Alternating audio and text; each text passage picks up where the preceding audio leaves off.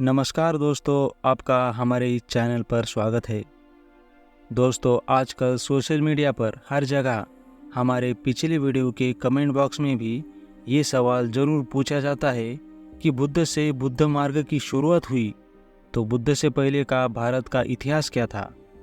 क्या वहाँ पर कोई हिंदुइज्म था या कोई वैदिक कल्चर था या कोई ब्राह्मण धर्म था या फिर बुद्ध के जो माता पिता थे वो किसी हिंदू धर्म का पालन करते थे? इस तरह की बहुत सारी बातें होती है। आपको इस वीडियो के अंत तक इन सारे सवालों का जवाब मिल जाएगा।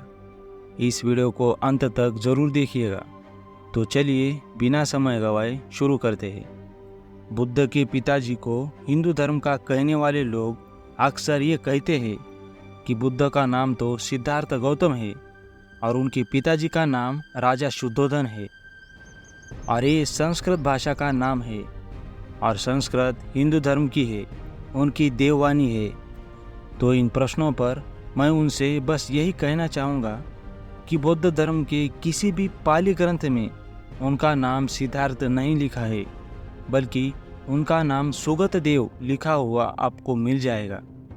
पिपरावा इंस्क्रिप्शन पर अगर हम देखें तो वहाँ पर बुद्ध का नाम सुकीति लिखा हुआ मिलता है। सिद्धार्थ या शुद्धोधन ये शब्द अनुवाद के शब्द है जो कि ब्राह्मणों ने अपने आप को बुद्ध से पहले स्थापित करने के लिए उन शब्दों का ब्राह्मणीकरण किया है। और यही कारण है कि भारत पूरी तरह से शब्दों के माया जाल में फंस गया है। जिसने भी इस घालमेल को पकड़ लिया वो ब्राह्मणवाद से उसी दिन आज़ाद हो जाएगा। इनकी संस्कृत भाषा का निर्माण पाली भाषा से काफ़ी बाद में हुआ है। संस्कृत भाषा पाली भाषा को संस्कारित करके बनी है। चलिए मैं आपको उन तथ्यों को दिखाता हूँ जिससे कि यह पता चलता है कि बुद्ध से पहले भी श्रमण परंपरा ही थी। बुद्ध के ससुर यानी फादर इन लॉ का नाम सुपबुद्ध था। दोस्तों, यहाँ पर सोचने की बात यह है कि बुद्ध के जन्म से पहले ही उनके ससुर का जन्म हो चुका था, तो उनके नाम में आखिर बुद्ध कैसे जुड़ा? मैंने पिछले वीडियो में भी ये बताया था कि शाक्यमुनि बुद्ध बौद्ध धर्म के संस्थापक नहीं थे, बल्कि वो बौद्ध धर्म के प्रवर्तक थे। बुद्धत्व प्राप्ति का सिलसिला बहुत पहले से ही चलता आया है। शाक्यमुनि बुद्ध 28वें बुद्ध थे। उनके पहले इस धरती पर 27 बुद्ध हो चुके थे। बुद्ध परंपरा में 28 बुद्धों का उल्लेख किया गया है। उन 28 बुद्धों के इतिहास की चर्चा बुद्धवंश नामक पाली ग्रंथ में विस्तार से की हुई हमें मिलती है। इन 28 बुद्धों में से आखिरी के 7 बुद्ध यानी विपस्सी बुद्ध, सीखी बुद्ध, वेशबु बुद्ध, ककुसंद बुद्ध, कोनागमन बुद्ध, कश्यप बुद्ध और गौतम बुद्ध के सबूत भी हमें मिलते हैं। इन सप्त बुद्ध का उल्लेख हमें अजंता की गुफाओं, बरहुत स्तूप, सांची स्तूप, सम्राट अशोक के शिलालेखों में, फाइयान के यात्रा विवरण में, वेनसांग के यात्रा विवरण में हमें मिलता है। 5वीं सदी के शुरुआत में प्रसिद्ध चीनी यात्री फाइयान जब भारत आए थे तब विपस्सी बुद्ध को गुजरे हुए कोई लगभग 1300 साल बीत चुके थे। यानी कि विपस्सी बुद्ध गौतम बुद्ध से पहले लगभग 400 साल पहले के थे। इसीलिए फाइयान विपस्सी बुद्ध का स्मारक नहीं देख पाए। फाइयान ने गौतम बुद्ध से ठीक पहले के सिर्फ 3 बुद्ध, ककुसंद बुद्ध, कोनागमन बुद्ध और कश्यप बुद्ध के स्मारक देखे थे।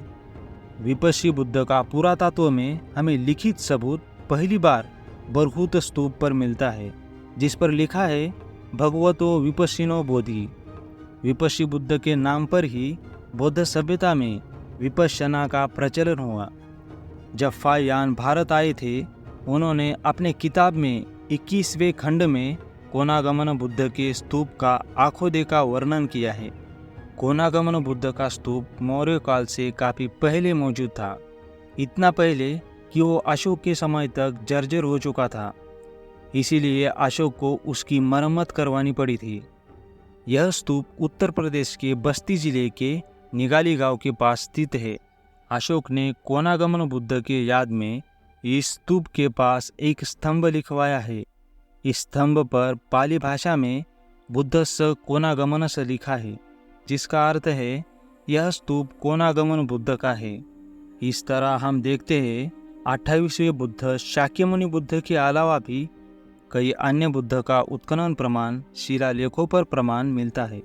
जहाँ तक जैन साहित्य की बात है, उसके प्रमाण बौद्ध मार्ग की तुलना में काफ़ी कम मिलते हैं, लेकिन बाद में मध्यकाल में उनकी मूर्तियाँ कई सारी मिलती है। और इस तरह से भारत में जो भी साहित्यिक प्रमाण है, उसमें जैनों के और बुद्धों के प्रमाण पुरातात्विक प्रमाणों से मैच खाते हैं। जबकि ब्राह्मणवादी ग्रंथ रामायण महाभारत, जो कि मुगलों और अंग्रेज़ों के कालखंड में देवनागरी लिपि में बैठकर बौद्ध और जैनों के ग्रंथ से चोरी करके मिर्च मसाला डाल के लिखी गई कथा कहानी का कहीं पर भी सबूत नहीं मिलता। उसका सत्य से वास्तविकता से कोई लेना देना नहीं है। इस तरह से हम देखते हैं कि सिंधु सभ्यता में पाई जाने वाली शिल्पकला, निर्माण कला, मूर्तियाँ, जो कि मैंने पूरे डिटेल में इस वीडियो में बताया है, आप इस वीडियो को भी अवश्य देखिएगा। वो पूरी तरह से सम्यक संस्कृति में भी पाई जाती है, चाहे वो पीपल के पत्तों का मिलना हो, या फिर स्तूप का मिलना हो, या फिर धम्मचक्र का मिलना हो। इससे ये साफ साफ सिद्ध होता है कि तथागत बुद्ध बौद्ध मार्ग के संस्थापक नहीं थे, बल्कि प्रवर्तक थे। और यही कारण है कि बुद्ध मार्ग को सनातन कहा गया, ईस धम्मो सनातन। और इससे साफ साफ ये कंक्लूजन निकलता है कि बुद्ध के पिता भी इसी श्रमण संस्कृति के हिस्सा थे। यहाँ तक कि मैंने पहले ही बताया है कि बुद्ध के ससुर का नाम सुपबुद्ध था। आप ज़रा सोचिए, जिनके ससुर का नाम ही सुपबुद्ध है, तो वो क्या किसी अन्य मान्यता और अन्य धर्म में होंगे, जो कि वहाँ पर पाया ही नहीं गया। तो यहाँ पर यह क्लियर कंक्लूजन निकलता है कि बुद्ध के माता पिता भी और बुद्ध से पहले भी श्रमण संस्कृति ही पाई गई है। दोस्तों, इस वीडियो को ज़्यादा से ज़्यादा शेयर कीजिए, ताकि भारत के मूल इतिहास, मूल संस्कृति के बारे में सब लोगों को पता चले। धन्यवाद।